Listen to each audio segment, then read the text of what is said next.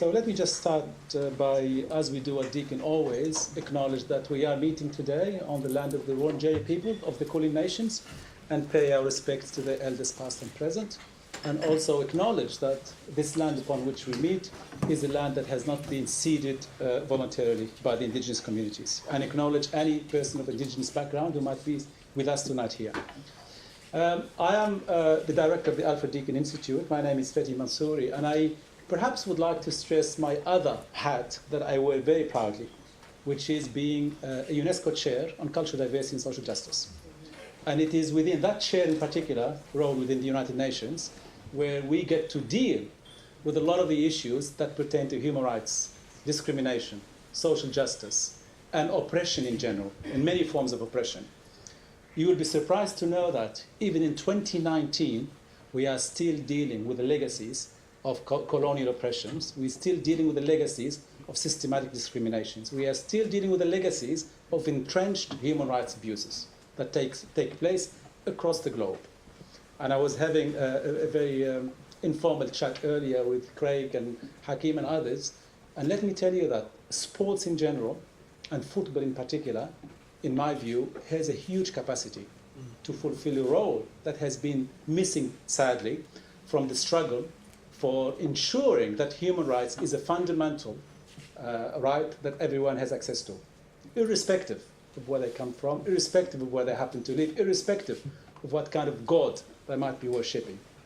And sadly, the events in Christchurch have highlighted the need to be very much not only aware of what hate can do, but also what certain ideologies can perpetrate and can produce in terms of social harm and in terms of outcomes that we do not desire as human societies. I was also reflecting earlier that in the lead up to the 2000 Olympics, the Sydney 2000 Olympics, there was a moment of hope, and I was here, and I was actually in Sydney. I went to Sydney to enjoy some of the sporting events in Sydney. There was a moment of hope in 1999 that sports in Australia will actually play a role in galvanizing people's awareness of human rights globally. Because a lot of the countries that were coming to Australia in 2000, some of those countries were countries which were strong, visible abusers of human rights.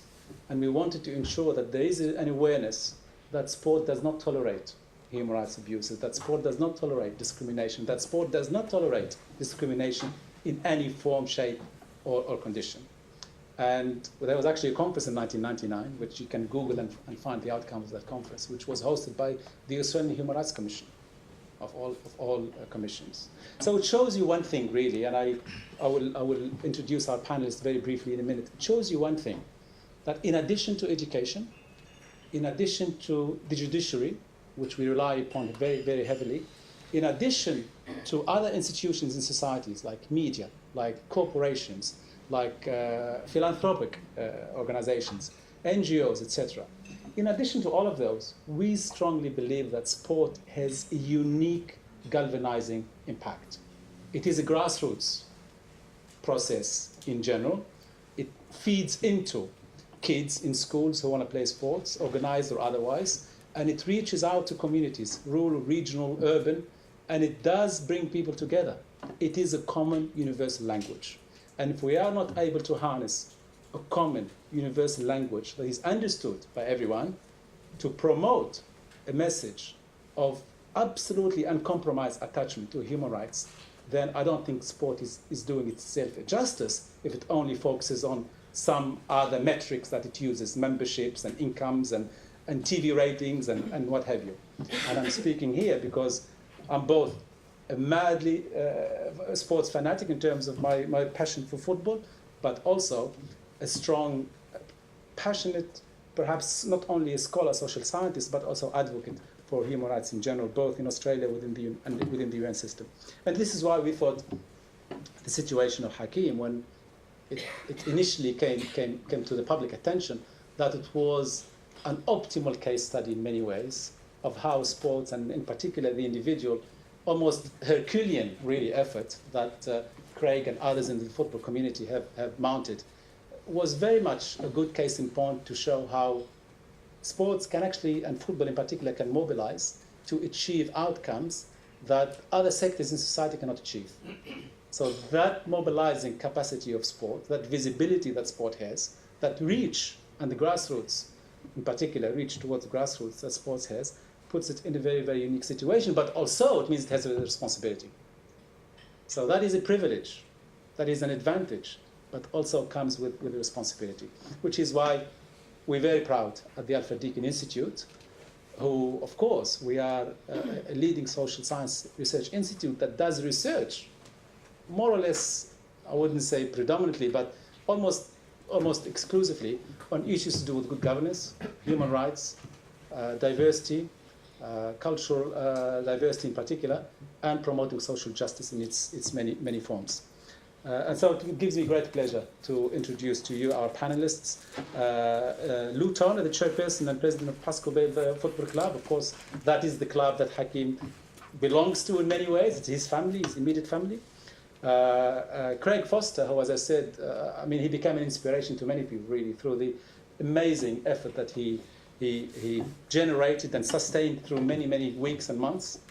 And then John Didulica, who is obviously a former football player and a licensed legal practitioner, and among many other roles that he plays.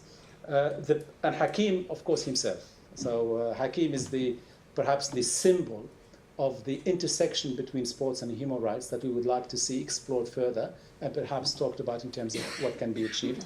The panel will be very professionally and ably moderated by Catherine Murphy, who is obviously a sports commentator, journalist from the ABC. So without further ado, please join me in very warmly welcoming our panelists.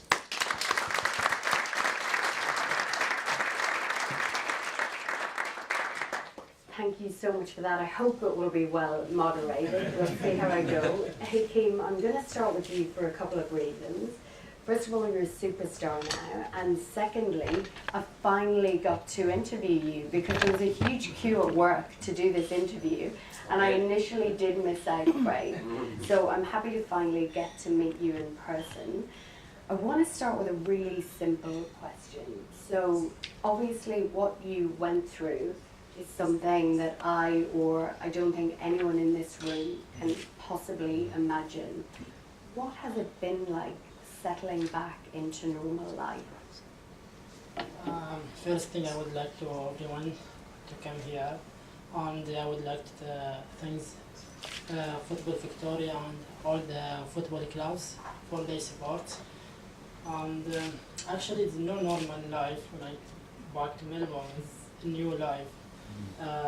When I saw many people they waiting for me in the Melbourne airport, and all the media and all the club waiting for me, this give me energy. I feel I born when I was when I 25 years, no, from I was young. This is a new life, and I just want to work hard about football to be more stronger than before. Yeah. You're so positive. Like, there's a lot of whinges in life, and they whinge about the smallest thing. And you're sitting here just saying that you love this new chance at life, and you just want to work hard. Have there been times where it's been difficult to look back at what you've been through? Because you must be an incredibly strong person to come through that and not be really disturbed by it. Yeah. Look, now all the kids now love me here. You are a star. I can't even get an interview till now. Especially fans of basketball. When I played first game last week. When I went through to the ground, all the fans. I won't talk about the kids. I don't want to talk about the people around. The kids. They told me, Hakeem, say hi to us. They gave me energy as well, and I want to show him this Hakeem. He was refugee in Australia, and he became hero because his efforts in Australia. And yeah. What about when you look back on it now and life has really changed? Because like you say, I don't know anyone in Melbourne or Australia who doesn't know who you are. What has that been like? It was amazing when I walk around the shopping center or walk around with my wife. The only people, Hakeem, welcome home. They told me welcome home. I feel this is really home here, not in Bahrain. I grew up from Bahrain, but I was feeling scared there when I walk around because I saw the police. I feel they will kill me because I have another religion. But now here, they love me for my religion. They love me because they know about my story, what happened in me in Bahrain. They know I bought the safe country. This is why they told me, welcome home. Yeah, I feel this is really home in Australia. You talk about working hard, playing football, and one of the things that I read, and don't believe everything you read in the newspaper, so feel free to correct me, but when you were in prison, you still played football in the yard. Is that even true? No, when I was in the prison, I just walking around. Okay. Maybe Craig, he visited me there. I told him I just walk around maybe 4 or 5 hours in a day. Just walk and thinking, I want to go back to Australia. I was scared to go back to Bahrain. I was thinking too much about my wife. But sometimes I play football with the prisoners there. But when I running, I crying from inside. Where am I? I say, where am I? I should be in the ground. I want to back to Australia. Yeah, and yeah, I was thinking too much. But you saw me, I was weak when I was in Thailand. But now I'm fit again. And how were you treated? What was it like? Because you say you obviously lost muscle, and from going through that experience, how were you treated when you were there? First week, when they removed it to my wife, first 2 weeks I was with my wife, but then another 2 weeks they take me to another place, the prison, the body prison, and my wife, she back to Australia. When she back to Australia, I was too much thinking about her. I didn't eat maybe 2 days, just water. That's why I lost weight in my body. And after I tried to do push-up in the room, and sometimes when I'm running, but I can't because my mind thinks too much. I fight with myself. I want training. I want to work hard because I saw Craig Foster and someone his name Evan. He told me all the Australia support you, and all the club in Australia they support you. They waiting for you. They want you back to Australia. They give me energy to back more strong, but I can't because I'm in the prison. They take me with another people. They have the criminal case. They should take me to another place because I didn't do anything in Thailand.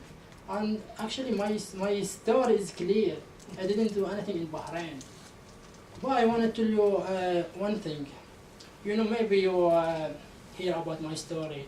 They say may Hakeem attack police station, but the really case is not about the police station. The really case is when I talk against Salman bin Ibrahim. He's the president of FC now. When I talk against him, but he one of the family king in Bahrain. The family king they angry because why Hakeem talk against this person. This is why Thailand arrest me and there. I just want to thank Craig and all the people support me to back to me to the Australia because of Thailand return me to Bahrain. Maybe Hakeem is the end. Yeah, it's really maybe Hakeem is the end. What did officials say when you were in prison? I don't know you well. Did you talk to them? Did you explain your frustration and say this to them, or how did that work? talk to the police or the... Within the prison, the officials. So did you speak to them about your frustration? Did you ask them for information? I just asked the people they visit me. I asked him what's happened outside, what's going on in my case. Yeah, they told me they work hard in the media, they watching your case in all the world. I saw big thing happen in my case. Every day I talk with the people inside about my case, because when I talk about my case, I feel uncomfortable. I talk to them, and everyone in the prison, they want me back to Australia. Even the police, they told me, we want you back to Australia.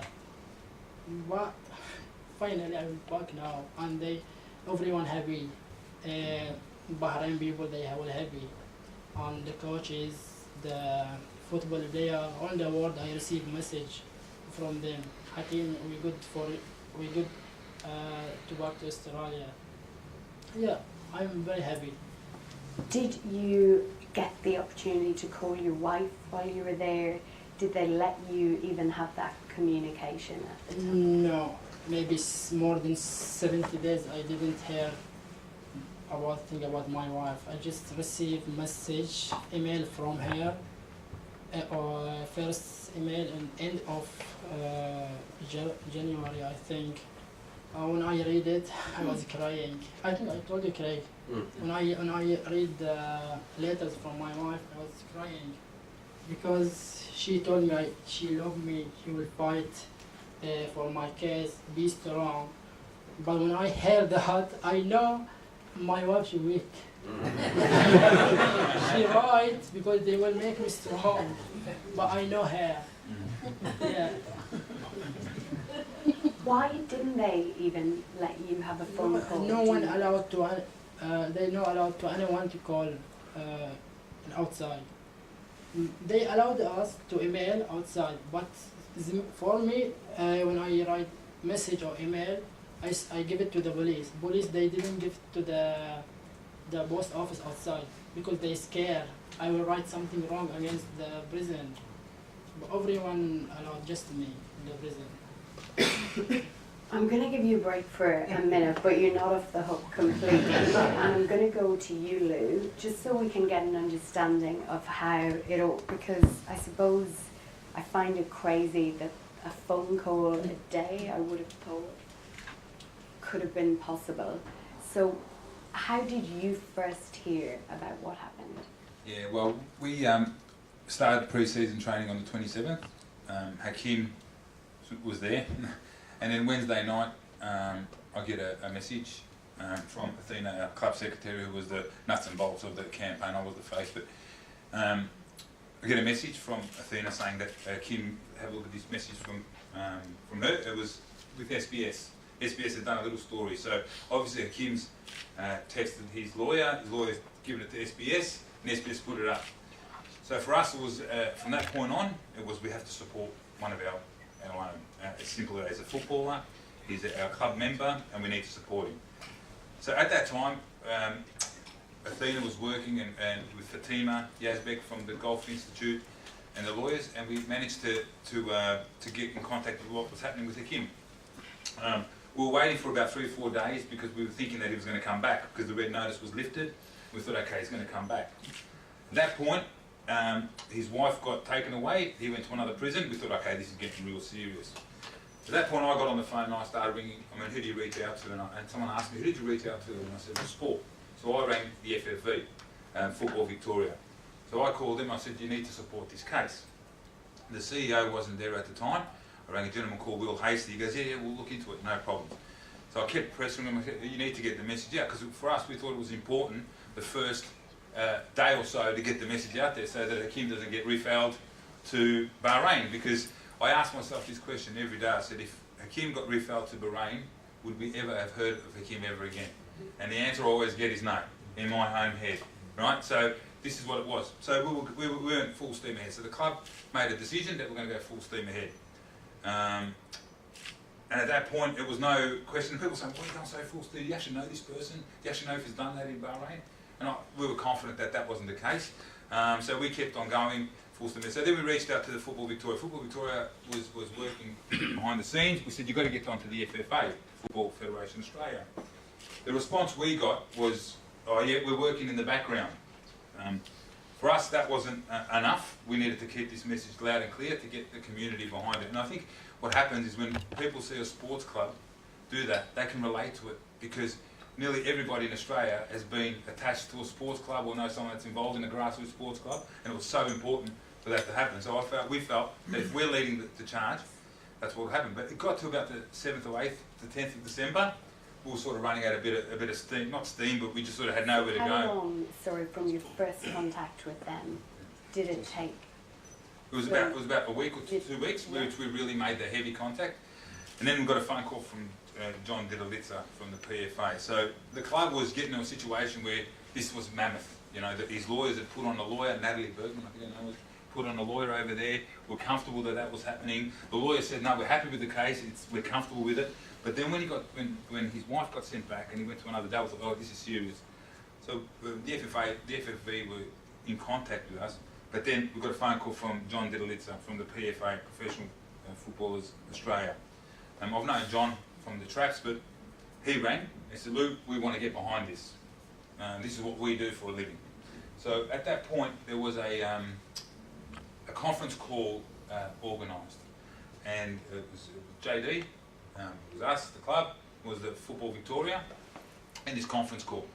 And we're having a chat, we didn't know where to go. And then JD took the lead and he goes, listen, guys, do you mind if we take the lead on this? This is what we do for a living. We know how to handle this. And for us, for Athena and myself and the club, it was like, oh, thank God, we've got someone to help us.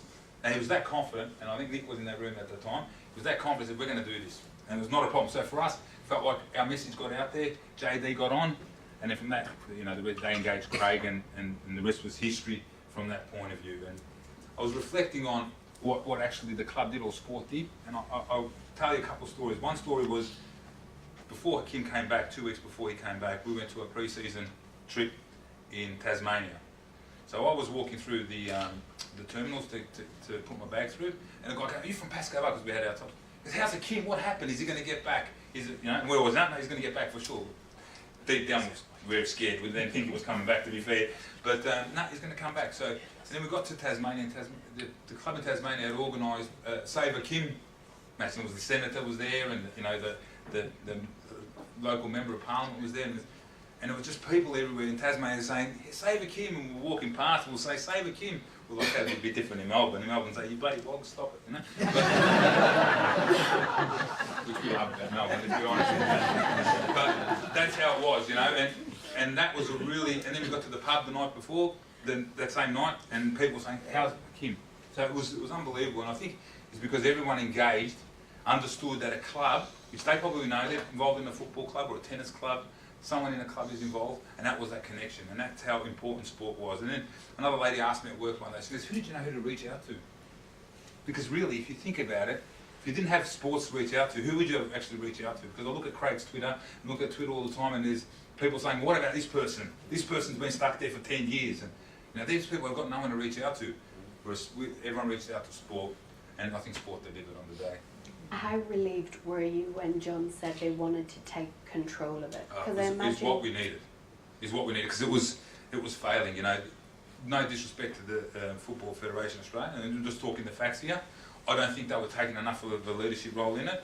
I remember on an interview, someone asked me, "Do you think they took enough of a leadership role?" I said no, because they weren't. We needed to look up to someone. That's when the PFA came in. The FFV, to be fair, they came full steam ahead. Once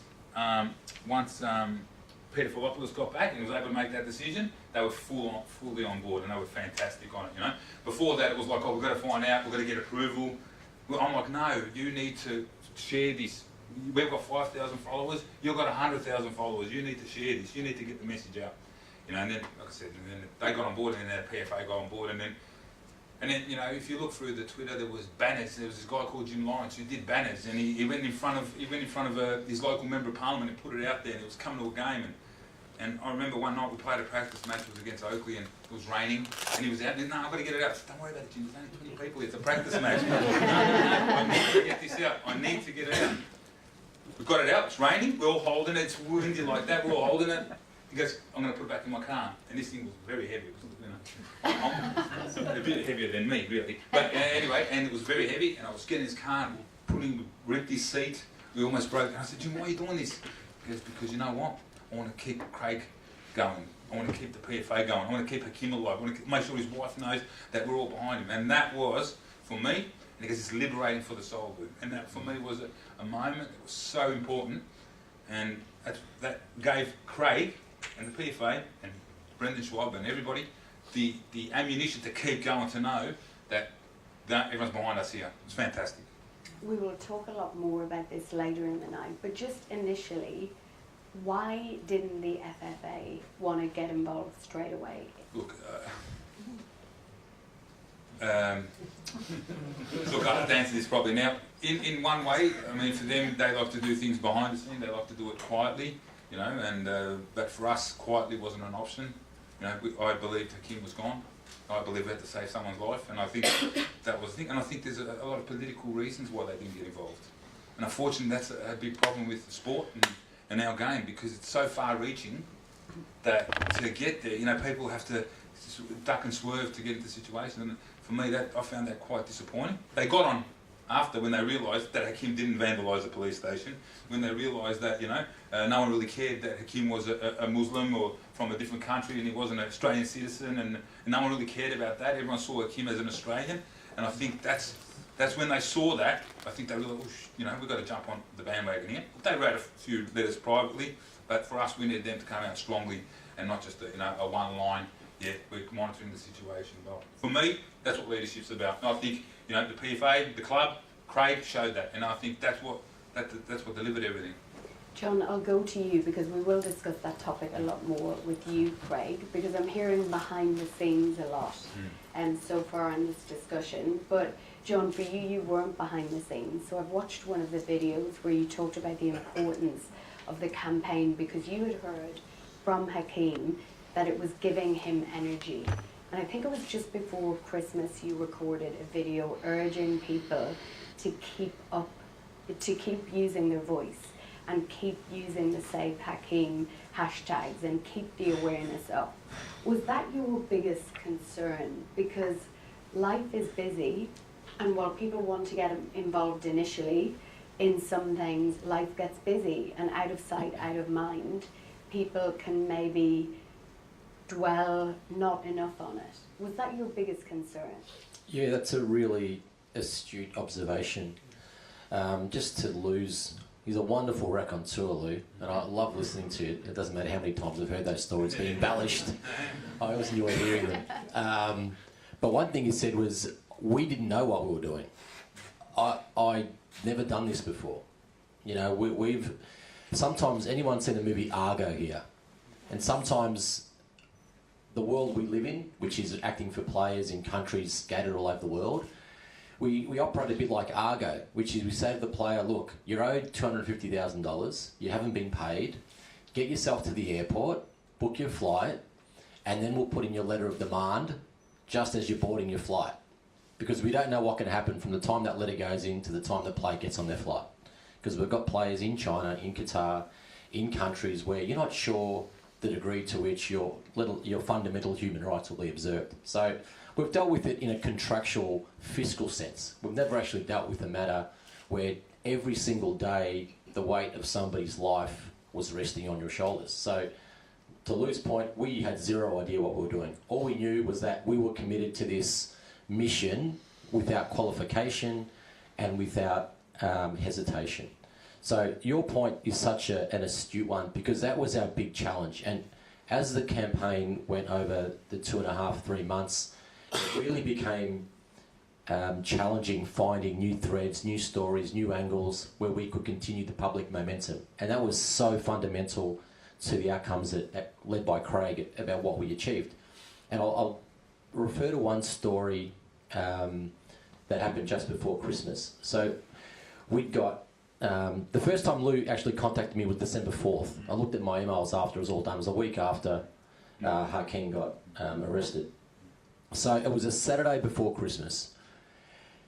So the Friday before, Julius Ross, our media manager who's sitting at the back there, we wanted to do a press conference because we just felt that the campaign was drifting. We weren't getting the traction that we wanted. We needed to go up a level because we built a framework about how we thought we could win this. So we intellectualised how we were going to win it. The next step for us was awareness. How do we build this critical mass of awareness to get the outcome we want? But awareness, as we could see, wasn't enough. That awareness needed to shift to activism. And I'm jumping ahead here, the point where it shifted from awareness to activism, that final surge, was when the shackles appeared on the news. And when people saw that image, that shifted. It shifted from me having to call people up and ask for help to people calling me saying, what can I do?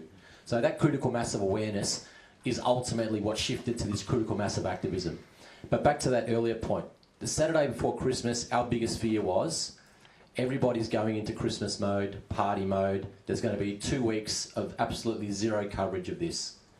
And we'd arranged for the girls at Perth Glory and Sydney FC to use a Friday night game before Christmas to wear orange armbands in recognition of Hakeem's plight. And that was just a little story. You know, Sam Kerr wearing the orange armband, posting on Twitter. That was just another angle we could use. But we scheduled a press conference where Foz was the centrepiece. We had Roddy Vargas, who was a former teammate of Hakeem and a former Socceroo and Melbourne Victory captain. So we had a few good people lined up. And it was Friday night, and Julius had sent out the media alert, and we had nobody respond. So we're going into Christmas, it's Friday night, we haven't heard boo. So we have a sleepless Friday night, we get back to Saturday morning, and all of a sudden there's a couple of nibbles. So there might be a couple of print journos there. So it's great, we're going to have something. But we spent Friday night and Saturday morning thinking, okay, we're now going to spend the next 3 days filming content, cutting up content, then distributing it off our own platforms. This is going to be so hard to get the cut through we need. Saturday, Sunday, Monday into Christmas. It's just going to be horrendous.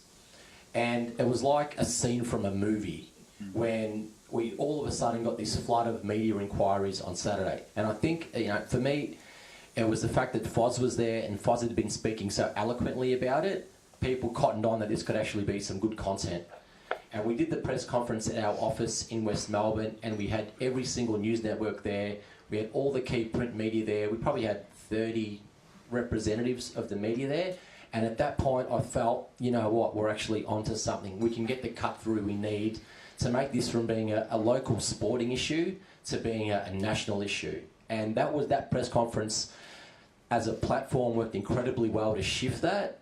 But why it resonated so much and why the story was able to get through that Christmas period was how well Foz spoke, how well Roddy Vargas spoke. They spoke so articulately on Roddy in particular, about who Hakeem was as a person. And that was really the first time that we personalised the story about the person we were trying to save. Prior to that, it was cerebral. There was this broad injustice, and that's okay, let's do our best to help. But when I heard Roddy speak about the person that he knew, the humble footballer who he picked up from training and drove to the train station and took a train from Keilor Downs to Bundoora, which is anybody who's travelled that way knows how difficult that commute is. And he would do that every day. So this was a humble guy who was one of us. And that really resonated with so many people. And the shift then for me was palpable. It got us through Christmas. And then it became really organic thereafter. And, you know, I can write a book on how that then evolved. And then the great man to my left really grabbed the bull by the horns and turned it into what it became. How did you persuade Craig to get involved? Oh, there was no. You don't have to persuade Craig to do anything. Craig is a force of nature, and when he sets his mind to something, it happens. So it was really Craig pushing us more than anything. So Craig, you know, it's serendipitous. You guys might know the background of Foz, how he was interested in running for the board of FFA, and he was not unsuccessful. Craig withdrew from that process before the vote because he didn't like the way it was evolving. And we sat down and reflected on that process and where he felt his strengths might lie. And one of the things he spoke to was human rights and the role of human rights within sport and how we can actually use human rights as this battering ram to drive home these fundamental inalienable rights. Because we could see the way the pendulum within sport was swinging. You know, you've got so much control now vested in countries whose observance of human rights is negligible. And that's a discussion we had. So when Hakeem's plight crystallised, it seemed like a really intuitive fit for us and a really intuitive cause. You know, we didn't hesitate for a moment and think about, okay, what are the implications of us pursuing this? What does this mean in 4 years' time when we're trying to get money out of some, you know, bugger down the road? That didn't occur to us. We just focused on the binary injustice of it, and Foz was a great leader in that because he's so clear in his thinking and so has such a really nicely tuned moral compass. I will go to you, Craig, now because you're literally twitching in your seat at some of the mentions of the FFA. But I will start by explaining, if Craig appears tired, he's been on a massive photo shoot for SBS. I think it was 12 hours of just the hair and makeup, wasn't it? So we don't do that at the ABC, so I'm hoping I'm going to go back there and request it.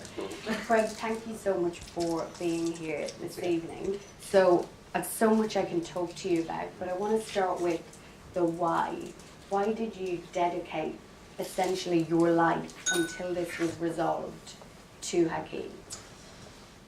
Well, there was a number of reasons, but and I articulated them throughout the campaign, and I think a lot of them resonated in the Australian and global football community because at the heart it was about reclaiming much of what we believe about sport. And the lack of involvement and lack of advocacy and lack of effectiveness of much of the officials within the game kind of fed into that narrative of we need to step up here as a sport. And in fact, there were some nice pieces written afterwards. One came out of a club in England, in actual fact, where the president of that club, I think it was, wrote a nice piece saying this was a wonderful example and an inspiring example of the global football community, and we're still talking national here, but one of the great challenges we had was then to take it international, was a wonderful example of reclaiming the game back. And in fact, fans right around the world felt that they were striking a blow against officialdom, against this concept of the values of the game being overridden by money. And part of that was because Bahrain is involved in a region of the world which has become so influential in global football, has such immense economic force, but it is an area which has had and continues to have significant human rights issues. And Bahrain and UAE and others, and even Saudi, are becoming ever more influential in the game. And what this person wrote, I thought was very prescient, said this was an example of the fans around the world fighting back against the billionaires. And that may be billionaire individual, it might be billionaire countries. And it was very much, I wrote a piece throughout, and writing all of the op-eds and trying to control the narrative was a really important aspect of the case. And one of that was around the concept of the soul of sport. But the reason that we cut through is because we actually genuinely believed it. So in fighting for Hakeem, we were fighting for things that are part of our DNA. And that's why I think we convinced the country and much of the global sporting world, is because people could see, JD talked about how we articulated it, but that's actually because we believed in it. We believed in the multicultural nature of our game, and I kept saying, people would say, well, why are you doing this? I say, well, if an ex-player doesn't do this, well, who's going to do it? So the first belief was in terms of being an ex-Socceroo, and this is a young man who has his life and career ahead of him, and whilst he was not a member of our Players Association, he subsequently became one. But we made sure he became one as quickly as possible. But the point was, all those things we really believed in, and that is that you don't have to be a member, you are our colleague, you are a part of our family as players, male or female, doesn't matter to us. So that was right at the start, was this kid is a player, he's in trouble, he needs our help, and therefore he needs my help. I'm an ex-player, I played for the country, and I believe that I have a responsibility to help other players in whatever respect we can offer support. Also, there was many other reasons, but one is because having sat on television for so many years and tried to fight for different aspects of the sport that we love, believing passionately in what football offers to the country of Australia. Many of us actually believe that Australia needs football because of our diversity, because of our acceptance and I wouldn't say tolerance, but acceptance and understanding of multiculturalism. That's very much a part of our history. That's who we are, and Australia needs more of that right now. And in many respects, this was a case that I think was going to and did demonstrate to Australia the importance of the multicultural game, which also having a global outlook, understands naturally the issues around the world and of new arrivals and of asylum seekers, refugees and vulnerable people. So there was many reasons, but in the end it was largely the playing group and the former players led by John and by the chairman of the PFA, Brendan Schwab, who is a completely brilliant sports lawyer and a long-term friend of ours over 30 years, who now runs the Global Athletes Union, who really were able to mobilise well, understand how to campaign, make it up as we go along, but just commit everything to it. Let's talk about FIFA. I read an article and I thought it was a really good line in the article. I'll see if you agree. It explained that you wrote to FIFA to remind them that they had a human rights policy. Now, if that's an accurate sentence, as an impartial moderator, how long did it take them to remember that they had one? That's just commenting on what someone else wrote. Well, yeah, so football has the strongest human rights provisions in its statutes of pretty much any sport in the world, to my understanding. And one of the reasons that Hakeem's sitting here today is because many of the architects of that policy are friends of ours, including Brendan and others around the world. And many incredibly capable Australians were actually involved in the creation and implementation of that policy. So what really happened in this campaign was we had a stronger understanding of the provisions of that policy and the obligations of football officials than most of the football officials themselves. So the playing group and the former football players, through a very long-standing history with our union, and Brendan is the current chairman. I preceded Brendan as the chairman of the organisation. He's a long-standing CEO. I was the CEO. And now John is the CEO. So that organisation produced a line of people who believe in this, understood it well, and who, all of them, including John, had the strength to be able to hold FIFA and others to account. The answer to your question is very simple. I don't know the dates. I haven't really reviewed all of it, but there was some point at which we went to FIFA, and I took Brendan along, and that meeting was to get them to remember their human rights policy. Right? Prior to that, they had written a number of public statements, and no doubt they had made some phone calls behind the scenes, but it wasn't working. So we had to go and front them. And one of the beautiful things about the campaign, I said at the time, and I believed it, and I'm very proud of it now, is that I feel that we did it in a very Australian way. And by that I mean all of us, of any background. But our culture still shines through, and that is that when we believe in something like this, we're very hard to stop. And we went to FIFA, and they simply were not going to stop us.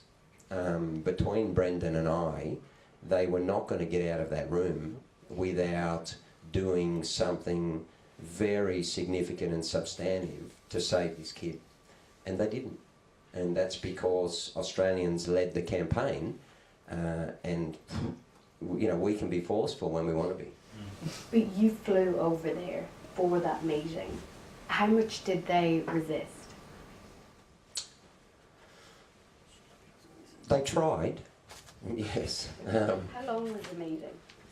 Did you lock the door? Yes. Yes, virtually, yeah.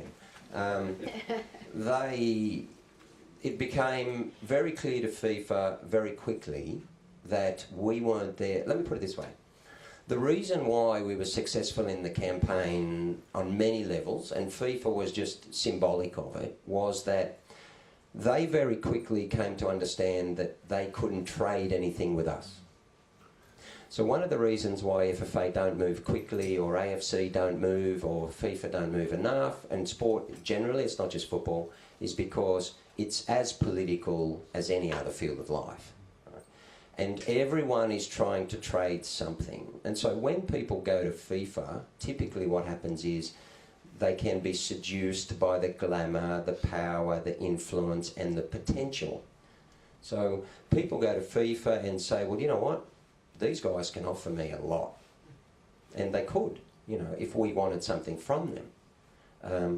You know, there's committees all around the world. It's a huge industry. We're in that game.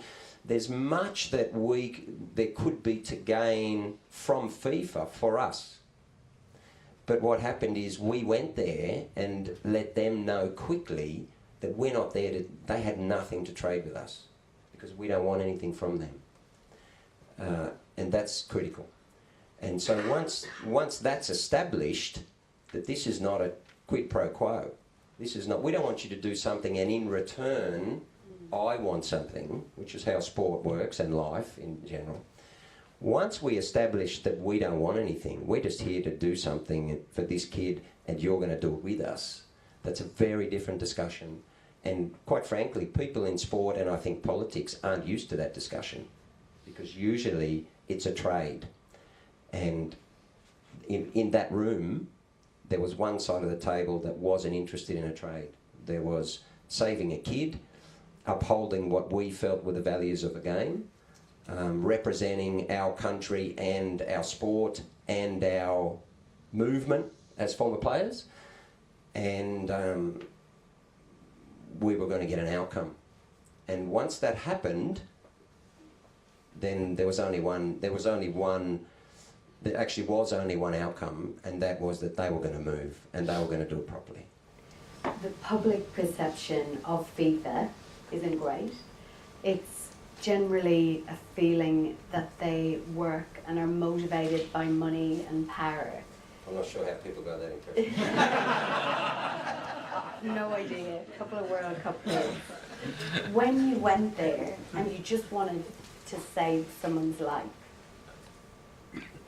was it still hard to get that message through? Yeah, so we ended up, it was probably a couple of hours.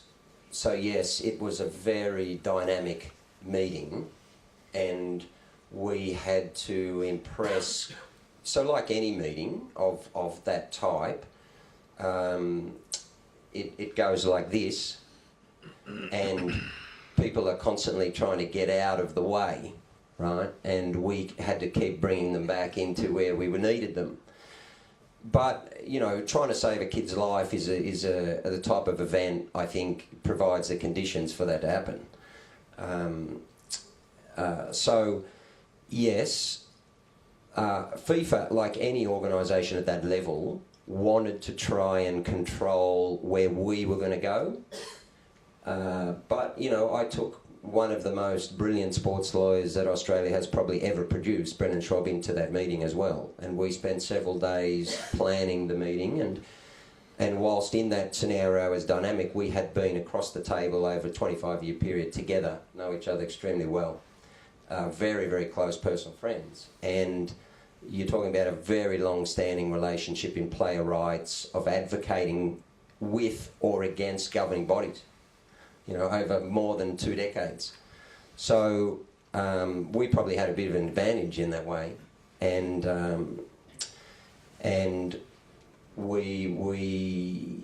think we understood how they were going to try and manoeuvre through the situation. We were able to anticipate it, and ensure that it wasn't successful? Well, I would press you on what a very dynamic meeting means, but I don't have all night, and you are in the media and good at fending off my questions. So let's move on to another equally interesting topic, and the FFA. So you went to them and you're asking for help, but you're going to them from the perspective of you were going to run for chairman and had to step back from that process because you felt you couldn't work with them in an ethical way because you, to put it mildly, aren't impressed by what they've done to the culture of the sport. That's a fair summation. Coming from that point of view and trying to get their help, I've heard you speak on an ABC podcast about how disappointed you were with how they and the football community reacted To this case? Just how long it took to really garner support. Tell us about that. Tell us about what the FFA done and what could have been done better. Actually, what happened was the election was probably perfectly timed for Hakeem because I had got a very good insight into how the current board conducted themselves throughout the election, in which case I actually didn't ask them for help. That was the point. I didn't waste time. So well, that's just the reality. So that was John's job. John was in contact with them and asking for their support for the various initiatives that the players and fans and others wanted to do. That is, sanction some of the protests that were going to occur within the A-League, and the players wanted to protest all that. All we really needed was their imprimatur and not to block it. I think they knew if they tried it would have been war, but from my perspective, no. We had to, when I say we, I say including with the PFA or the human rights organisation, it was a very complex matrix of organisations involved, but really probably a core group of 3, 4, 5 had to decide where were the greatest levers and where was our time best spent. Who was going to be effective?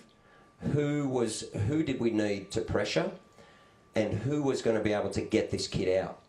And on all of the various requirements or criteria, FFA weren't one. You know, we had the Thai government, we had the Bahrain government, we had FIFA, we had potentially AFC, which we put pressure on them for a range of reasons, but not necessarily for them to actually make it happen. And we had to spend a considerable amount of time managing and getting information and intel from the key stakeholders that were going to move. And our domestic football wasn't one. What we really needed here was Lou at Pascoe Vale and FFV to continue to be really vocal. And on that, they did an unbelievable job. Lou and Athena, who's sitting here, they were a model of what a club should do when one of your players is in significant peril. They were unbelievable. And what Lou says is right. We needed content to keep the noise going. And then our job was to take the campaign globally, to control the message and stay away from all of the various issues which could have fractured the campaign, of which there were many, and then work with the key stakeholders to actually get him out. And much of that necessarily actually had to be confidential, whether it's the Australian government or otherwise.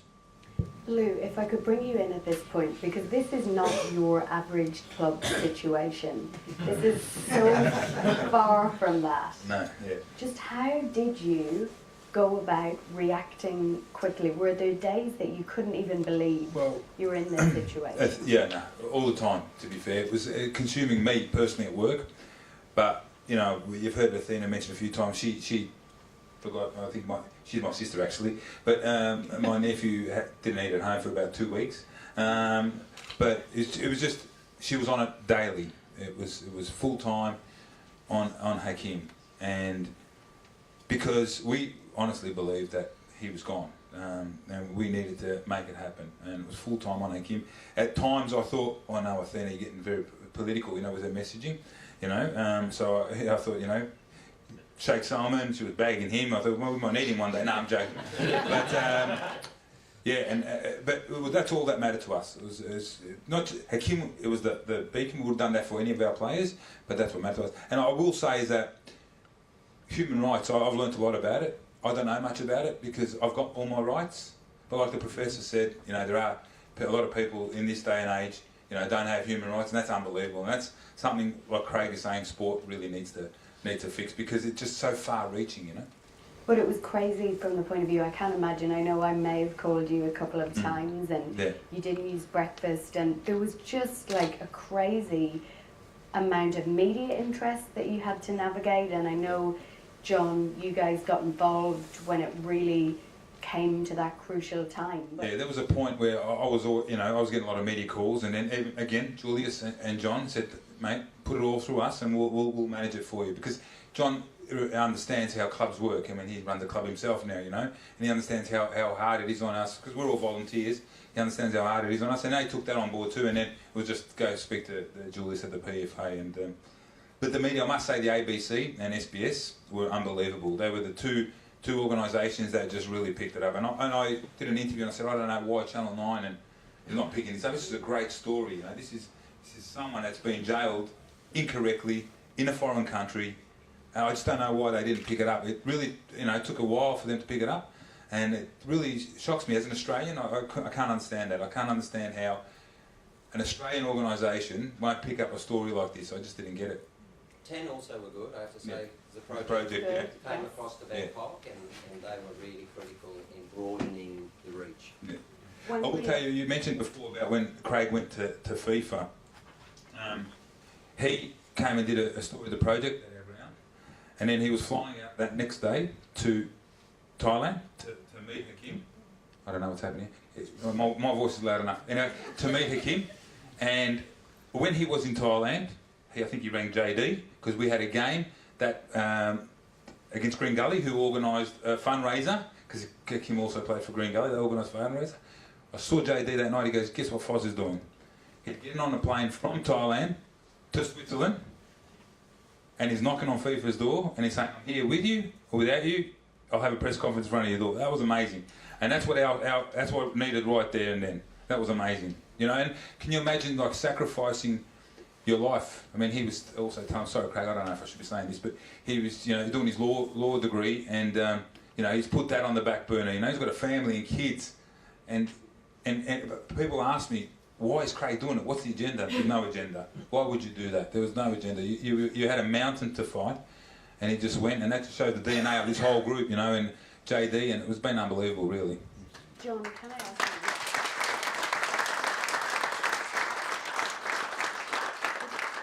you? If I could ask you, news is pretty harsh, and I know from working and seeing how news works, and Craig, you know, that obviously until we had those pictures, that's when the commercials, and exclude Channel 10 from that, got involved and really got on the story.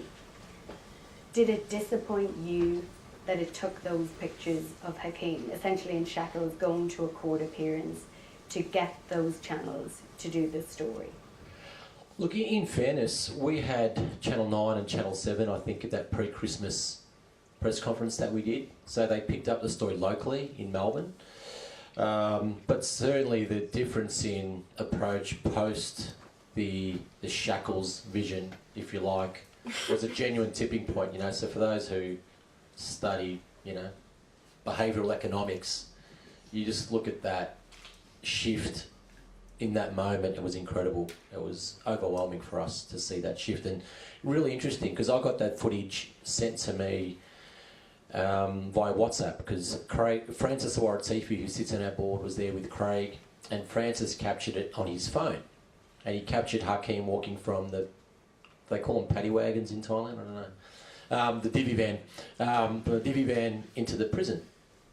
And when we watched it in the office, we were actually quite overwhelmed, and you know, one of our lawyer in the office broke down, and we were just really confronted by it. And it took us 2 or 3 hours. I was actually driving home, and I thought, you know what? Everybody's got to see this. We've got to post this online. We've got to actually broadcast this to the largest audience we can, because it's hugely distasteful, but it's what will actually mobilise people and get them activated.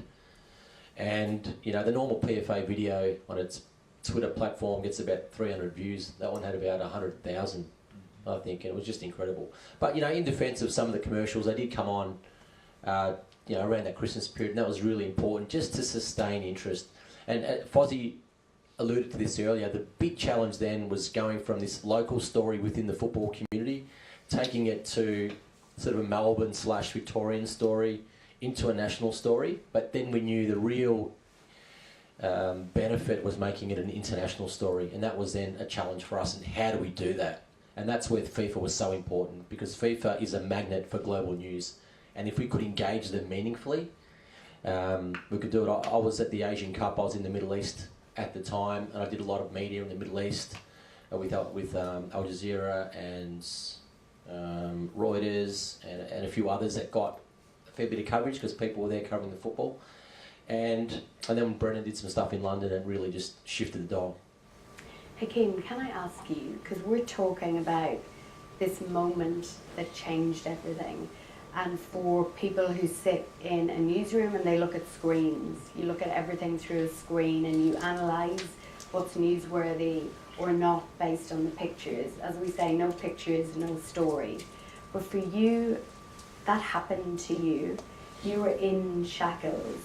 Can you even tell us what was going through your mind? When they put shackle on my legs, I feel, I asked the police, why you put shackle on my leg? I'm not animal.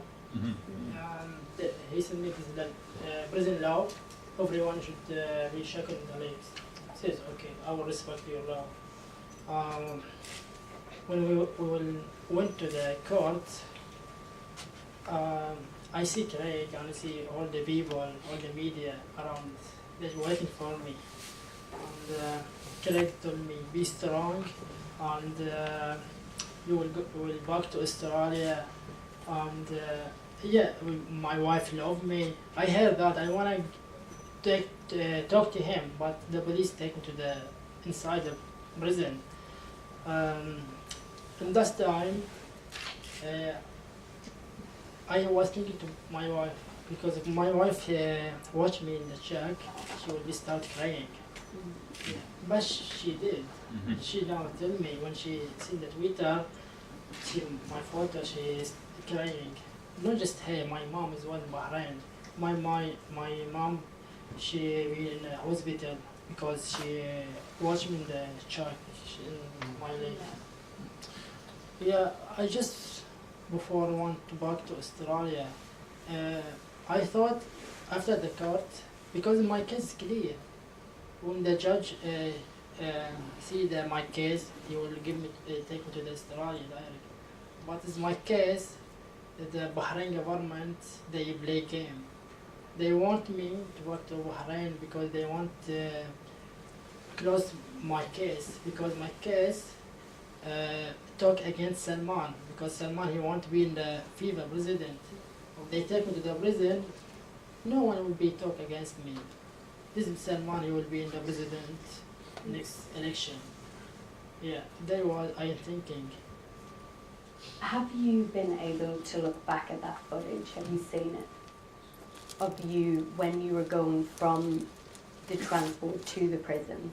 Yeah. Have you been able to look back at that, of you, at that video? Actually, my lawyer, she told me, if they want to take to the Bahrain, it's not easy. You will be in the prison more than 8 months, 1 year. But I think, I always believe I will back to Australia because my case is clear, very clear. In that case, I was playing the TV. The case, Bahrain one, they say Hakeem attack police station. But the same case, I was playing the TV. I have a video, everything I have, defense. But Yeah, finally, because of Craig Foster work hard, of all the football clubs, all the people, the media, because of their efforts and they work hard. This is why I back to Australia. Yeah, I would thank to everyone. They work hard about my case. What did it mean to you when you saw Craig there? In the car, When you saw him, when he come to visit in Thailand? I know before 1 week, my friend, he told me the Craig Foster is captain of Australia, he will be visit you next week. And you know, when I was in the jail, I just talked to Australia embassy, just promised me back to Australia. And Craig Foster, not the first visit, the second visit after the court, he told me, be strong, you will back to Australia, I promise you. I was happy because I found someone, he promised me. Finally. But he did. Yeah, he told me, I'm now back to Australia. He will be traveled to Switzerland, I don't know where, but he will work hard until to back to Australia.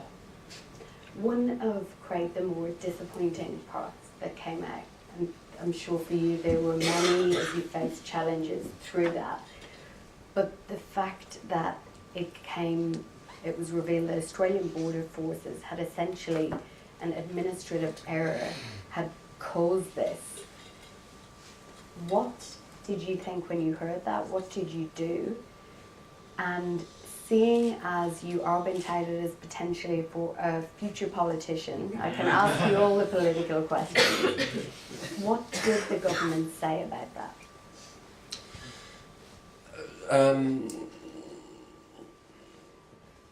So it was a significant part of the case because it created a lot of outrage in the Australian community and was one important factor in getting a lot of Australia on board for him, actually.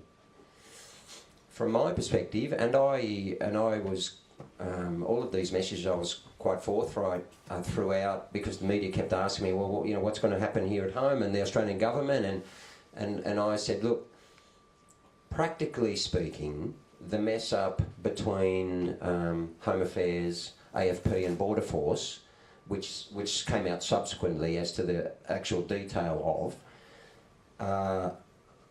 was practically less important than politically. So what happened was we knew that that the Interpol Red Notice had been placed on him on the day that he got his visa from the Thai embassy in Melbourne. So we knew that there was a relationship between Bahrain and Thailand which preceded any knowledge or action by the Australian government, Border Force or otherwise. And that was the key to the case. The key to the case was that irrespective, even under the current laws, they would not have notified Hakeem or someone else in order not to travel. They perhaps would have not allowed the Interpol Red Notice on him, but he still would have gone. But what was clear in the case, and that we needed to deal with, was the nexus between Bahrain and Thailand. Politically, it was extremely damaging because it allowed Thailand to continue the narrative that it was Australia who put him in. And we needed to cut that. We needed to cut through that. And that was difficult. That was problematic. However, after the shackles, in which the next 24-hour period there was something like over 1 million retweets or something, it was like, you know, it was a trend globally. So clearly it was a key moment. After that, the Thai government issued a press release in which they continued to try and assert that this was all about Australia and having notified Thailand of his travel. And that was important at that moment because we released, because in that statement they also said that Australia, I believe, from memory, that Australia had been responsible for the Interpol Red Notice, basically. And we put the Red Notice out, which made it clear that actually it was Bahrain. And that was a really key moment. And I think the reason that it occurred, in part, was because the pressure of the campaign accentuated by the shackles. So what the campaign by that stage had put extreme pressure, and all of the various stakeholders were starting to crack. But what the shackles did was just open the fissure, and people, different actors started to make mistakes from that moment. And that included Thailand, in my view, and it certainly included Bahrain. Up until that stage, it was about us putting pressure on them. At that stage, it became us manipulating and managing in an agile manner the responses that they were making unilaterally. It was an amazing scene to see Hakeem get his citizenship. It was unbelievable. Just a month later, I will ask you,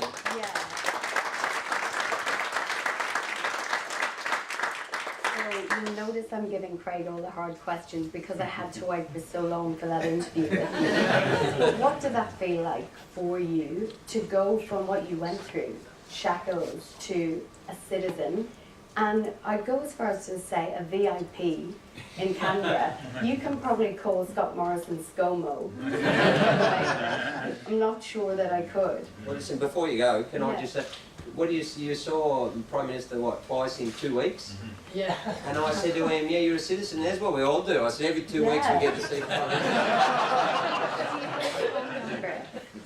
You don't WhatsApp and text him, okay. So what was that like?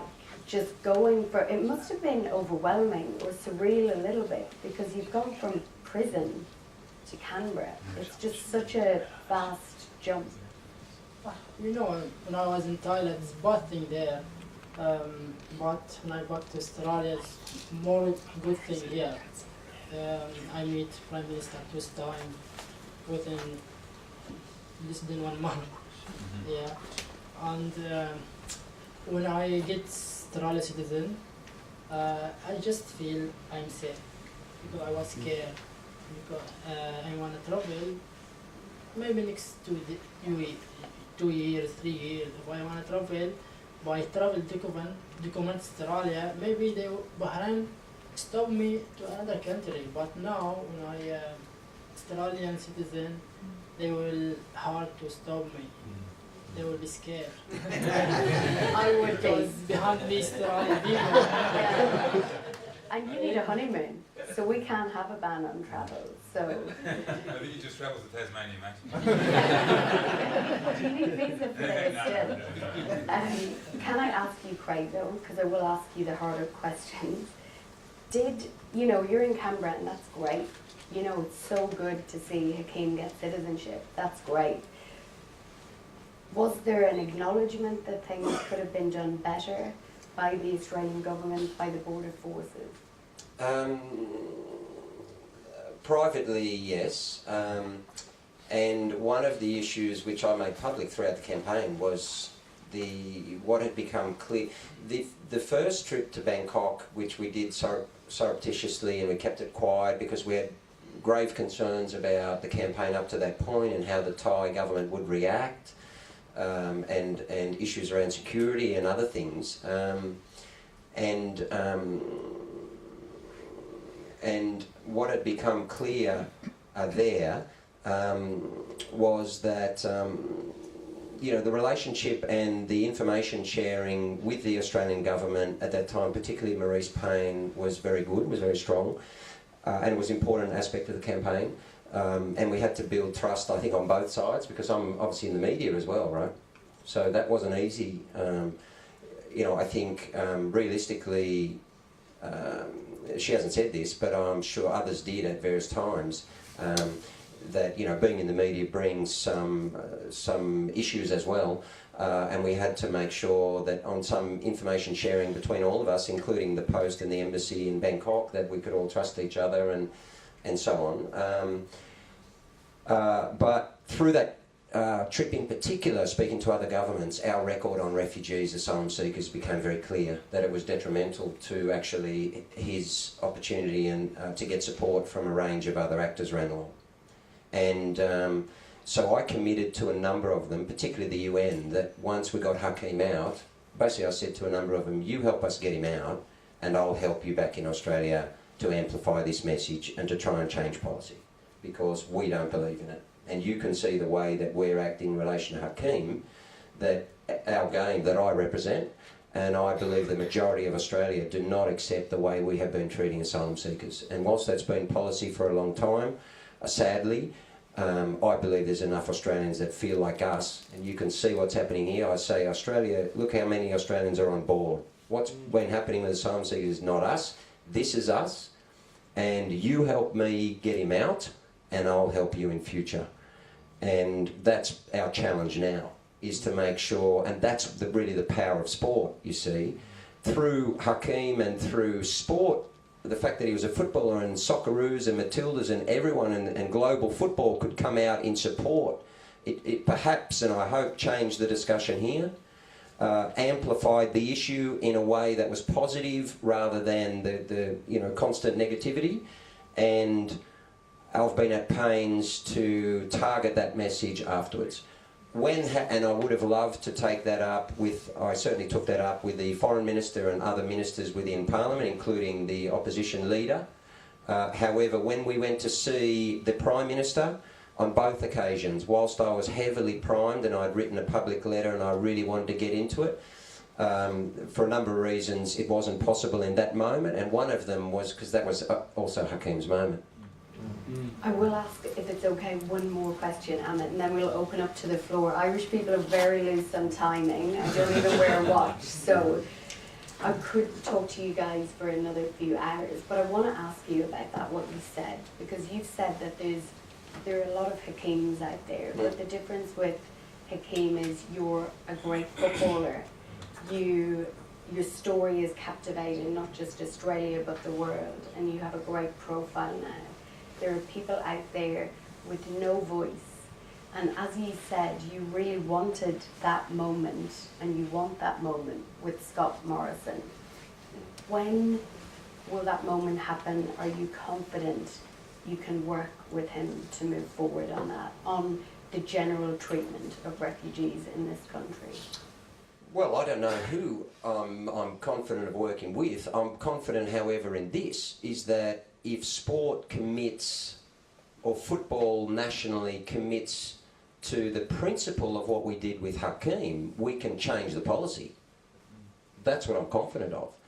And what we need to do is to ensure that people never forget what occurred, never forget the inspiration they felt from fighting for someone who was in a vulnerable position as in society as a refugee, and that we can now ensure that we put pressure on whoever's in government. So it's not whether it's Morrison, Shorten or anyone else. It's about utilising this case and to understand the power of sport to speak to Australia. And it's not just about refugees, it's about what sport can achieve. And again, we always go back to football because we are not only an immigrant nation, aside from our first Australians, but we are very much an immigrant game, with all of the wonderful multiculturalism that we have through our clubs in Australia. For us, this kid here, he is football. Right? And if you look around this room, this is football. This is what our game, this is the face of our game.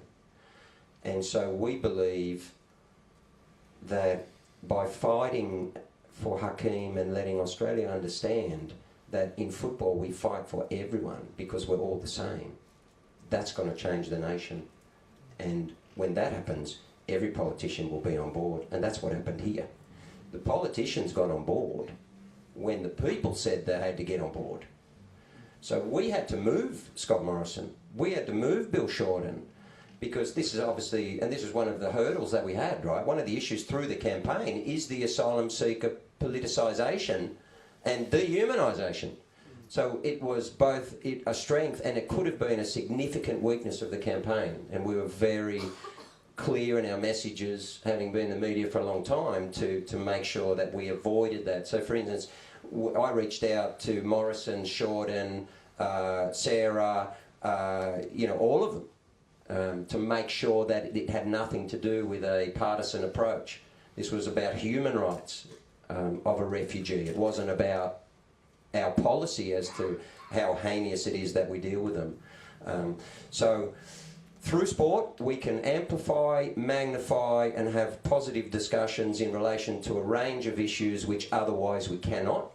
And out of this, all sports need to understand that it's not just an opportunity, it is a responsibility. And we believe that strongly in football.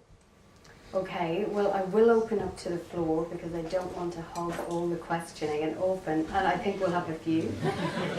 We'll start at the front. Would you like to go first? Yeah, sure. There you go. Sort of wrote it down. Thank you.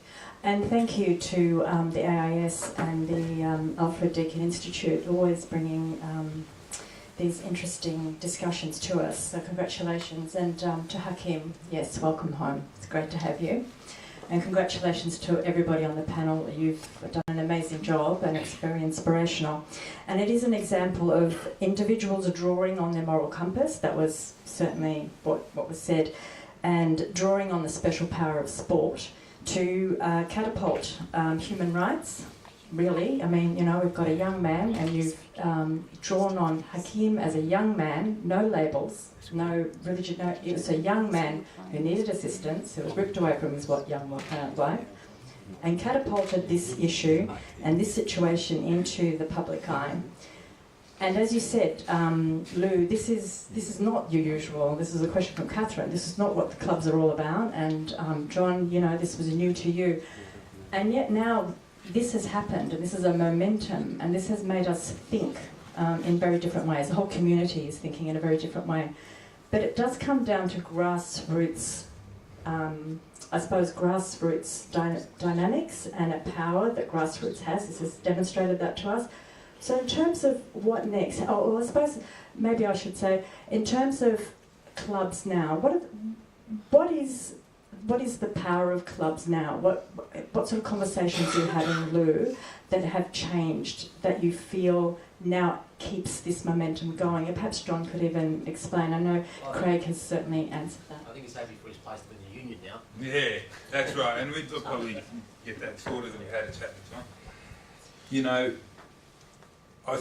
one thing I have learnt is that, or I do know now, is that the clubs have a massive responsibility in the community. I think that's the best way to get the message across, you know. A lot of the times we have this message sold, but it never filters down to the clubs, you know.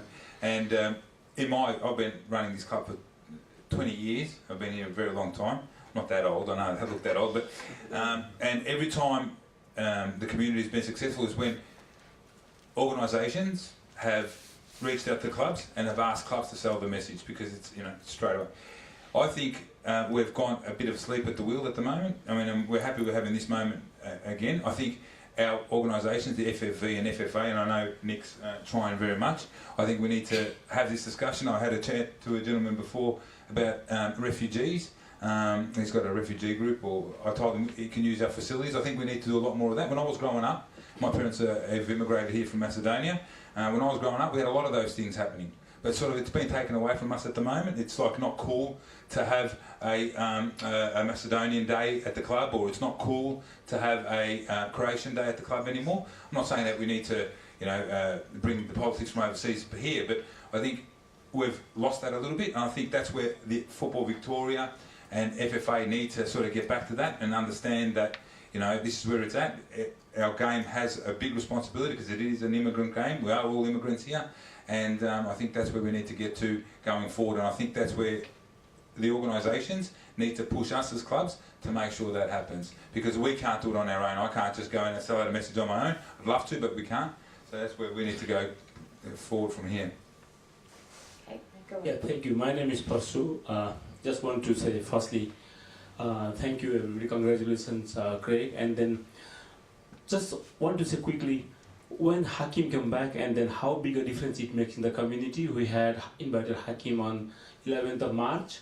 There was a new and emerging communities football cup played by the refugee team, were new. and Hakeem came and presented a cup, and almost everybody were the refugee players who are less than 2 years, 3 years, 4 years in the country, and they come from all over Australia. And people calling me from Cairns, Adelaide, Tasmania, asking how great is that? Already the big impact it made. But thank you so much, Hakeem, for that. My question to Craig is, when you met the Prime Minister, I just want to really give honest answer. Do you think was he genuine, or was he because the moment was there that he going to get 2 votes more, therefore that he engaged, or because this man has started this returning the votes, putting incarcerating people in the Nauru and Manas, and I couldn't believe myself. Is this fake? Or is it real? He's trying to say, oh, Hakeem, you come and hug and all these things. Is it a vote grab or is it genuine humanity? Okay, so as I said before, everyone within this context had to be pushed to move, and it was the people power here that got Hakeem out, and that people power pushed football officials to act and gave us the power to turn up at FIFA and say, we need to have a discussion about what you're going to do. It also pushed the politicians to act, and that took us many, many weeks. But then I would ask you a question. At the end of that, and I had to decide this myself, at the end of that, because we ran the campaign in a very apolitical manner, and it was one of, in my personal view, was one of the reasons why it was successful. If Liberal coalition voters had have thought that I was playing politics in any way against Scott Morrison, I think we would have been in trouble. And the opposite is also, in my view, the case.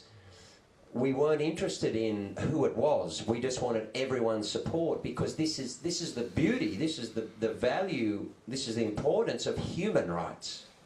Yeah. So it was important to focus on that totally. So now he's out and he comes back to Australia, and I had a discussion with Hakeem, is should we go and see the Prime Minister? And that is a question, because a section of the community will rightly say, well, why are you seeing this person? And it's not only Morrison, but also both of these major governments have, since 2001, been on the same track, right? It's the country. And by the way, we allowed it to happen. That's the worst part. And we didn't allow them to stand on the sidelines in relation to Hakeem. We forced them to act, and we can force them to act as well in terms of a more humane policy. So anyway, we had to make the decision. And I thought long and hard about it, and my advice as an elder brother to Hakeem was, I think it's important that you do so. Why? Is because it's a very, extremely powerful statement for refugees in the country that you have come back and you are going to be, I don't care who the Prime Minister is, you are going to be shaking the hand of the Australian Prime Minister in the office in Parliament House. And you're going to do so again when you become an Australian citizen. And I said to him, when you're my age, because he's an incredibly brave, courageous kid who spoke out against tyranny for his own people. So he clearly is a future leader in our community, right? But I said to him, there's no pressure on you to go and play football, but that photo, when you're my age, exactly double, about to turn 50, I said, when you're my age, that photo will be incredibly important for you to turn around and help other refugees. So that was the decision that we made. And can I just follow up on that great question by just asking briefly, does it then jar with you when you see that hug and you see that moment, and then you hear politicians the next day, potentially, talking about immigration, as if Hakeem is not that, almost separating it? Yes, I understand where Australia is at now. I understand that that is the national discussion, and my goal and my role is to challenge it and to bring change for those of us who are who believe in humane treatment of everyone. And therefore, we're constantly disappointed. However, the question is, should we have gone there and sat in, gone to Parliament House and given the politicians the opportunity to be seen with Hakeem and to shake his hand and to do something that in many respects was contrary to their conduct over recent years, certainly in policy status. And I say again, in my view, yes. Why? Is because the hypocrisy is what's important, right? We want to see, Australia needs to see that you do that and then you speak like that. That's the important part.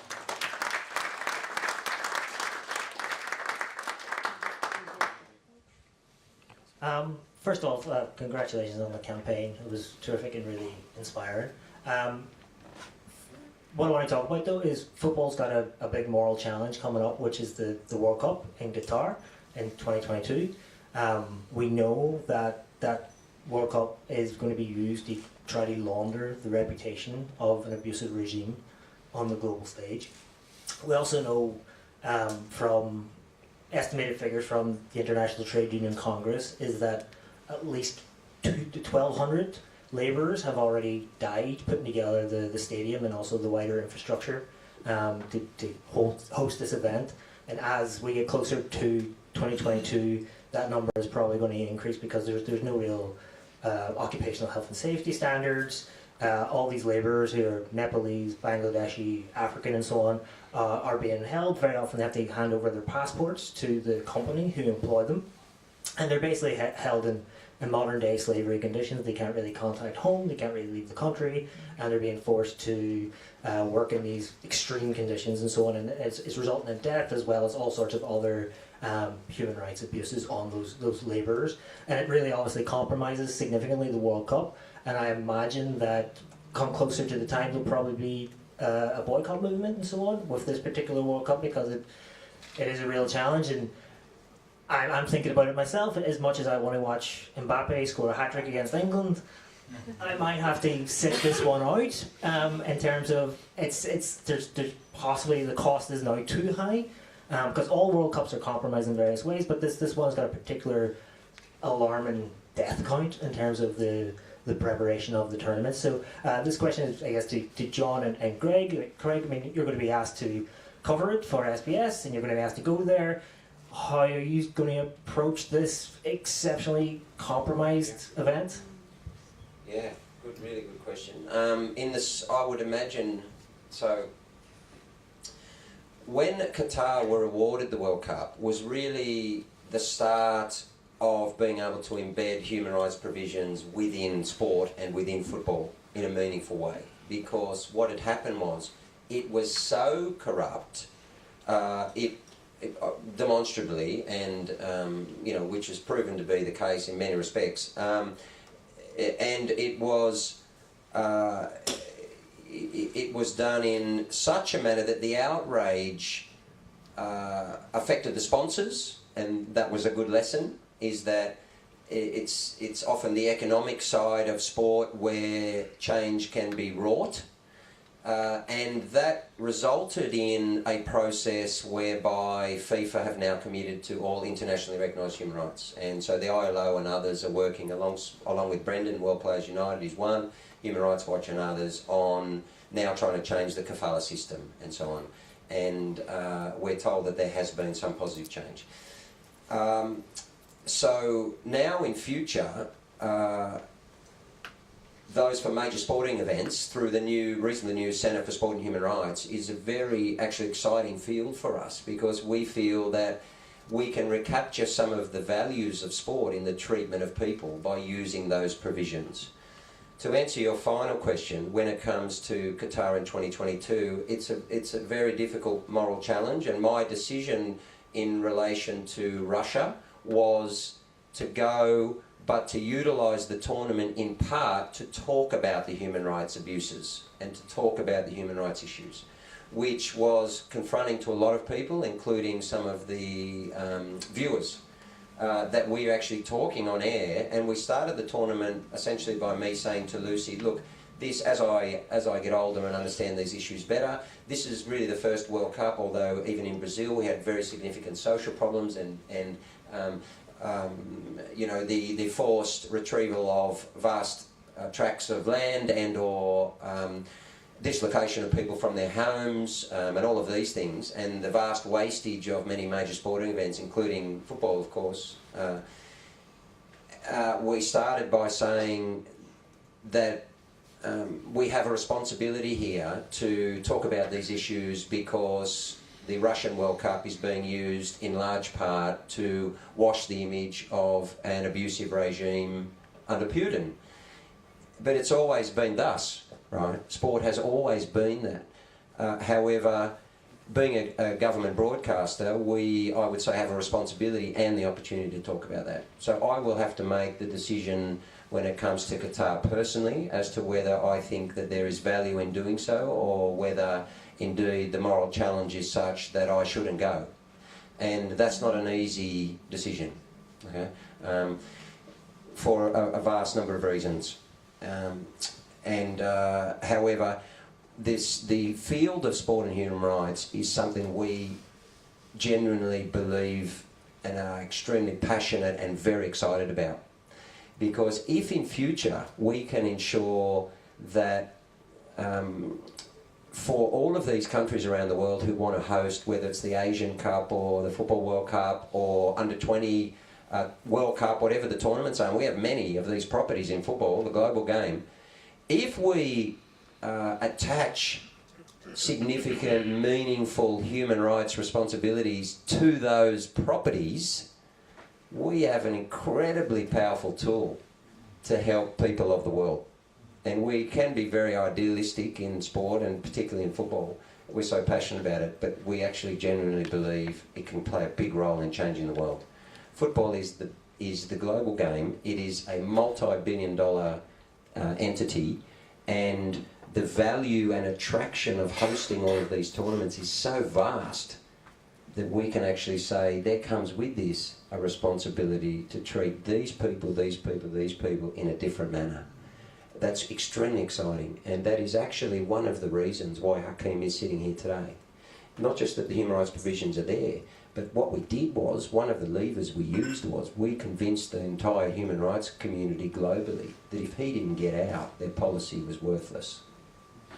That was one of the big levers we used, and we were very loud about it, saying if this kid goes down, your last 5 years of work of what is a very good human rights policy is absolutely not worth the paper it's written on. That is you, Infantino, and that is you, all of the people who put it together, some of whom are very close friends of ours. We used that as a very powerful lever, said this is your test, and if this doesn't happen, we're going to rip the whole thing up, and we're going to cause all sorts of havoc. And because he got out, we can now use it for the opposite. We can say that's the way that you act, that's the responsibility you have, and that's the standard by which your campaigns in future are going to be run on. That's a long answer to your question, but I hope it answers. We have a gentleman. Can I just follow on from that? That's a great, it's a seminal question for us. You know, we've had Australian footballers who have played in Qatar and been subject to the kafala system. Players owed significant sums of money and forced to choose between forfeiting those sums of money or getting their passport back. So we've had to engineer situations such as ambitious national team call-ups to get that player out of the country under appropriate means and then make a claim for the money. So we have to work around that. But your challenge, the question you pose, we've thought deeply about it, and one is, should those challenges preclude a country from bidding for a major tournament, or do we use the tournaments, as Foz said, to shape better outcomes in that country? And I think where I landed was probably on the latter, is using it as a tool, as a prosthesis for getting better outcomes in those countries. And I gave myself my own mental challenge, and I went to Egypt last year, and I was thinking about the slave labour that went into building the pyramids and the probably tens of thousands of people who died building the pyramids, and thought, where does my moral compass sit with that? How do I judge the past by the standards of now? What can we do to change things? I looked at the Centenario Stadium in Uruguay that hosted the 1930 World Cup that was built by indigenous slave labour in South America. Do we now judge that by a different standard? The train lines that link the stadiums of England, built by robber barons in Africa in the colonial era, do we now hold that against modern English stadia? Because the whole infrastructure upon which clubs of today are built is raping and pillaging Africa and South America. Anyone who's read The Open Veins of Latin America will attest to that. So there's so many different standards by which we can judge history and the future, and that's why I really believe that in the Qatar issue is it's our mandate not to preclude those countries, it's to actually ensure that if they're going to take on the privilege of hosting global events, they can live up to universal standards. And I'm not talking about a Western view of how we think life should be conducted, but universal standards. And human rights are, as we all know, they're universal. It's a universal declaration of human rights. It's not an Australian declaration or a Western declaration. It's universal. So in that basis, we can actually use football to drive some of those outcomes. And we have a gentleman at the back. Hello everyone. My name is Jibril. I work at the Asylum Seeker Resource Center in Fusquet. Firstly, I would like to thank Deacon for organizing this. I spent 1 week looking at this opportunity to be part of this. Every day I look at the program. Thank you, Greg.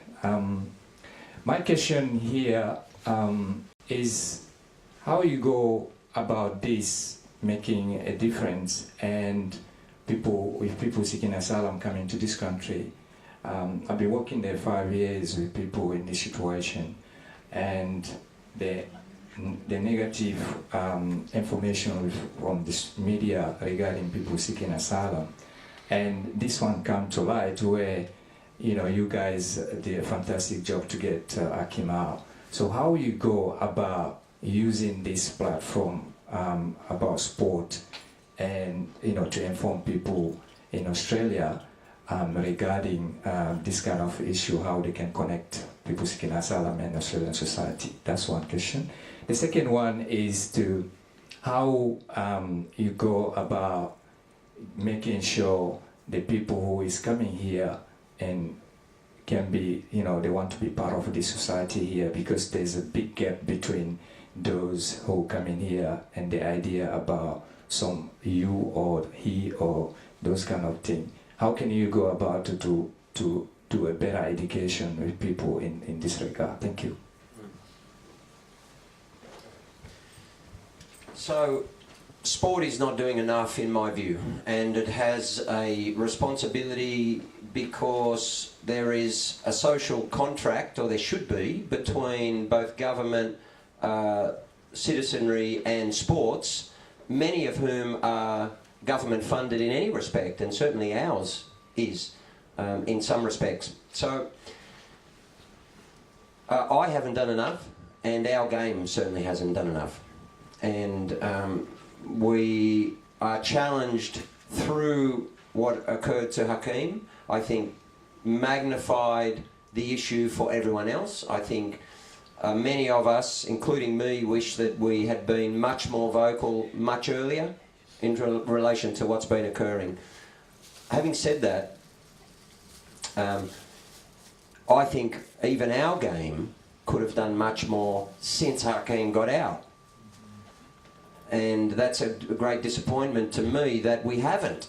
But again, it seems to be always organic, having to come from the grassroots. And I hope that our game in future, because we are a game that is built on diversity. We are a game, and I sat for 15 years next to a gentleman who is an Australian icon, Les Murray, who was a Hungarian refugee. And our game, we have Owen Mobile playing for the Socceroos. I mean, if our game doesn't step forward and demonstrate some leadership here, then I think we should be held to account for that. I certainly will be active in making sure our game is accountable in that regard. And I think there's 1.8 million of us who play, and there are several million more who support football, just our game alone. We're not talking about other games, many of whom are challenged very much in this space. For us, it's really not a challenge to understand diversity and acceptance. It's to actually commit to making a social difference. The players feel strongly about it. I don't think the game feels strongly enough about it yet. But what came out of this campaign is the two words that I used before, is people power. And I think there's something of a movement in Australia now in relation to people in the community understanding that, you know what, the government policy doesn't always represent us, A, and B, we can actually make a difference there. We need to understand that in football we are a massive constituency, and what we did here we can do in other areas for Australia. So I'm committed to making sure that happens, and to getting to keeping our game unified, to make sure that we can demonstrate our social conscience and make a difference to the future of the country. That's something that we believe very strongly in football, is that Australia needs our game, actually. And if we look at this campaign, that to me is the perfect demonstration of why Australia needs football. Because diversity to us is it's part of our DNA, and it's a part of the DNA of Australia. In this respect, the game, and I think society, is actually ahead of government in many ways. We need to understand that when we come together and fight for Hakeem, or everyone else on Manus and Nauru, or everyone else on onshore detention, or unfair policies that we don't like, we can actually change it. And his campaign proves that's the case. Okay, we can take one more question. Sir, I'm going to go to you. Was your question answered, I'm hoping, along the way? If you want to come here first. I'm really bad at saying no to people, but Amit's like, you got to wrap this up. I'm Joseph. I'm building on your answers, Craig. Congratulations, welcome back, of course. The whole system that happened with Hakeem's campaign was reactive system and people's power, as you said. If tomorrow there will be another Hakeem in the shores of shores and something else, do we only rely on powers comes from the people, or do we need to be proactive by changing the policy of the governments? I think a lot of people are behind you. It's a good time to do something about it. Yeah, no pressure. Are you going to become a politician? Simple and easy. Is that a question? Up to you. But when it comes to sport, the point you make is a very good one. So what we realise after the campaign is actually the power of the campaign. So what happened recently, just last weekend, was the Bahrain Grand Prix. And one of the sad things post-Hakeem, which I was very challenged by, and I felt a great deal of guilt, because immediately a lot of people started saying, can you save me, or can you save my brother, or can you save my... And, it was very confronting. But what I've seen is that even in sport is where we can make a big difference, and we believe that sport can translate to society. But the Formula One Grand Prix, there is a protester, a woman who actually was jailed a couple of years ago, has been abused, has been sexually abused, a horrible case in Bahrain, right? But people around Formula One tried to advocate for her heading into the race just on the weekend, and it was an almost complete failure, if they don't mind me saying that. Because what they lacked was much of what we had in this campaign. They lacked prominent voices, they lacked people with profile, they lacked ex-drivers, and it's a really good example of how you actually run a great campaign in sport and what you usually don't have. The big challenge for us, as we said immediately afterwards, is to make sure that the next Hakeem doesn't need us. There is a human rights provision within football and in IOC, although it's significantly watered down to my understanding, but the mechanisms of remedy and of holding people accountable in an urgent, immediate manner are not there. And that's our challenge, to make sure they're in. So I was asked the other day in another forum, well, when will you know that something's good's coming out of this? I said 6 months or a year. And when we get to the point where Gianni Infantino and Fatma Samura and the president of AFC and of Australia has to act, knows that they'll be held to account without a public campaign, we're in a very good space. Because at that point, football will be changing human rights in many countries around the world. Okay, I'm going to wrap us up. We could. I'm really sorry to anyone who had a question who we didn't get to. I can't thank you enough, Ahmed, for having me here this evening. It's an honour and a privilege just to sit next to you guys and hear your stories, particularly you, Hakeem. The interview is worth the wait, but I will be following up with more interview requests. So thank you so much, and we so appreciate you discussing with what must be such a difficult topic for you. So thank you.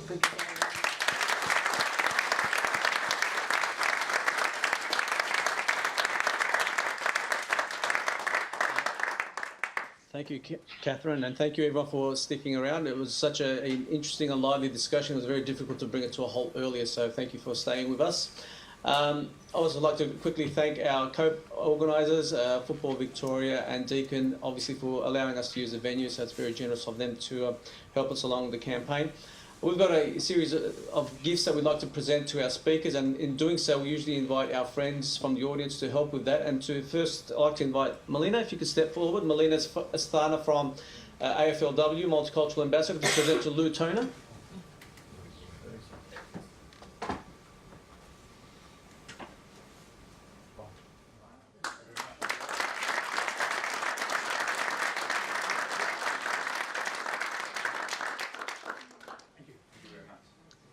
To present to John Didulica, I'd like to invite Azmina Hussain, who is a partner at Morris Blackburn, and also a director of Football Victoria.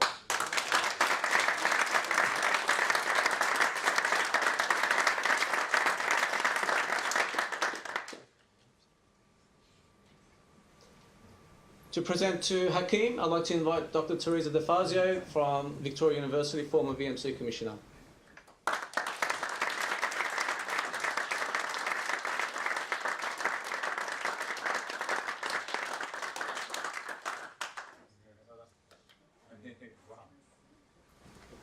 Mr. Sali Tunja from the AIS, if you could step forward to present to Craig. Got you on the spot, but thank you.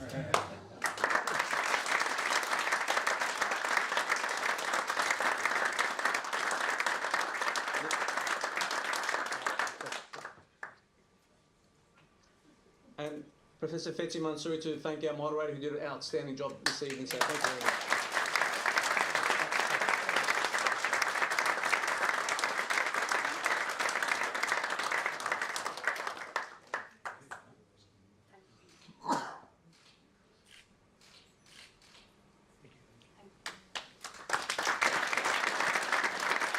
Again, have a great night, safe travels, and see you next time. Good evening.